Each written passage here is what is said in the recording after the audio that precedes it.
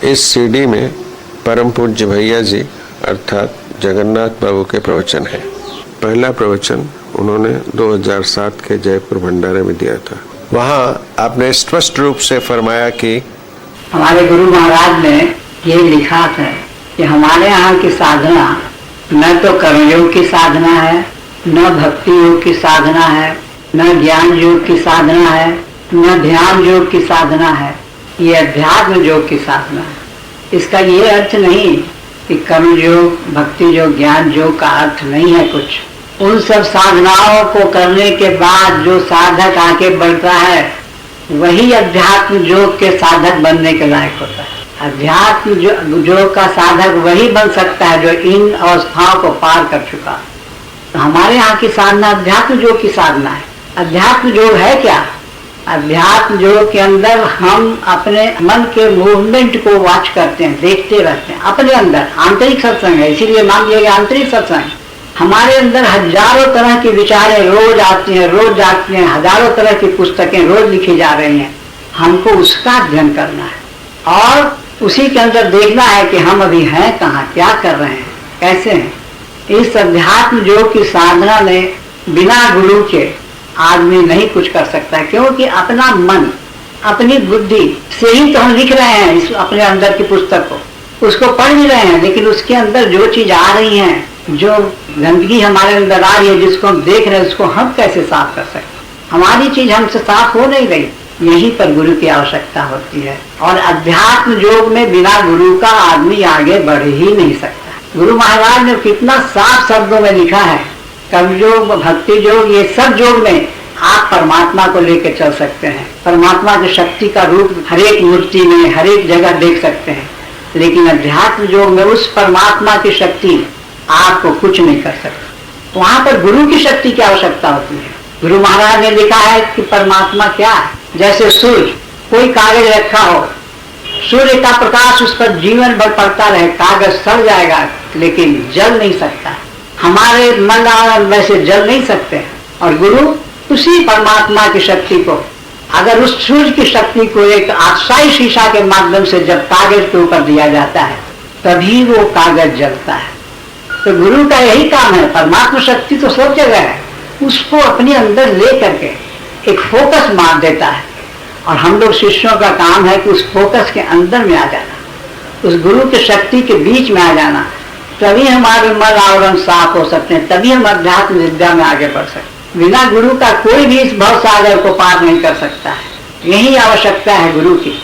अब हमारा क्या कर्तव्य है कि हम उस ठीक जहाँ पर गुरु का फोकस हो वहां पर आ जाए।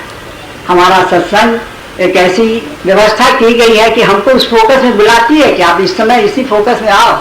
सुबह शाम हम बैठते हैं तो क्या करते हैं? उस गुरु महाराज की शक्ति को लेकर उसकी फोकस को लेकर अपने मन आवरणों पर डालते हैं और उसे साफ करते हैं। इसी शक्ति के माध्यम से जब मेरा मन आवरण साफ होता है तो ईश्वर के जितने भी कर्म इस जगत में हो रहे हैं उसका ज्ञान होने लगता है। एक बहुत गूढ़ विषय हम आप लोगों को कहना चाहते हैं। हमारे पूज्य हैं भाई साहब, बहुत हमारे प्रिय है जी हैं।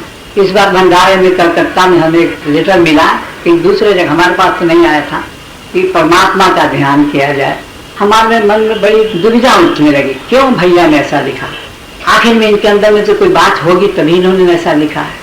मैंने अपने गुरु महाराज से प्रार्थना की, प्रभु हमें बताइए क्या कारण है। 1-1.5 महीने तक प्रार्थना करता रहा कि आखिर में ऐसी क्या सी बात हो गई है।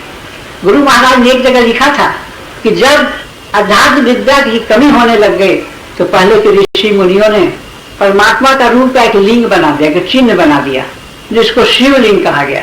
शिव मतलब कल्याणकारी लिंग, और उसकी पूजा होने लगी। तो क्या हमारे सत्संग में ऐसी अवस्था हो गई कि परमात्मा के रूप में हम ईश्वर को देने, क्या हम लोग इतने नीचे आ गए? हमारी अध्यात्म विद्या का ऐसी हो गई, क्या हमारे अंदर अब कोई गुरु नहीं रह गया? बड़े विचित्र रूप से हमें परेशानी होने लग गई। लेकिन एक बात है कि गुरु महाराज हमको इतना दिन हो गया, एक दिन भी ऐसा नहीं हुआ कि वो आ करके ध्यान न करवाते।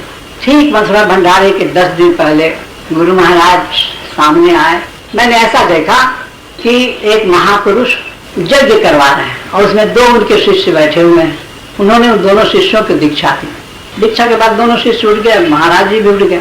ऐसा हमें ज्ञान हुआ कि जो इस बार अगर कोई गुरु है तो वही होगा जो अभी 2 शिष्यों को दीक्षा दिया होगा। अब इसकी खोज हमारे मन में होने लगी, कौन गुरु है हमारे सत्संग में जिन्होंने 2 शिष्यों से शिक्षा दी। हमारा सत्संग यहाँ भी है, फतेहगढ़ में भी है, बहुत जगह है। अब हम खोजने लगे कि कहाँ पर ऐसे गुरु हैं हमारे सत्संग में, दादा गुरु के, गुरु महाराज के लोग जो गुरु के रूप में बैठ सकते हैं। हमने अपने 2 भाइयों को इसके लिए कहा कि आप पता लगाओ, इस बार मथुरा भंडारे पर जा रहे हो, देखो हेम भैया किसी 2 आदमी को उपदेशक बनाते हैं कि नहीं बनाते। अगर वहां नहीं पता चले तो फिर तुम चले जाना फतेहगढ़, वहां पता लगाओ। लेकिन पता लगाओ कौन ऐसे हमारे सत्संग में लोग हैं जो अभी 2 शिष्यों को दीक्षा दी करके उपदेशक बनाए। बड़े भाग्य की बात है, जब मैं लौट के गया तो पता चला कि हमारे पूज्य हेम भैया ये थे जिन्होंने 2 को उपदेशक बनाया। तो अभी वर्तमान गुरु के रूप में हमारे हेम भैया। अब ये अपने को छिपाने के लिए कहने कि आप परमात्मा का ध्यान करो, इसका ध्यान करो, उसका ध्यान, छोड़ने से नहीं होगा, आपको अपना ध्यान कराना होगा। क्यों कि हम लोग उस प्रकाश के अंदर बैठना चाहते हैं, उस गुरु के प्रकाश के अंदर बैठना चाहते हैं। बीच में बहुत दिन तक ऐसा चला, लेकिन अब ऐसा समय नहीं होगा। आपको अपनी शक्ति से सबको प्रकाशित करना होगा। इसलिए हमारा ये रिक्वेस्ट है कि हम लोग तो गिर सकते हैं, हम उस शिवलिंग की तरह पूजा करने को आप कह रहे हैं, हम लोग कर सकते हैं, लेकिन हमारे गुरु महाराज का सत्संग जो संत समाज का सत्संग है, जिसमें गुरु के प्रकाश से ही सब कुछ होने वाला है।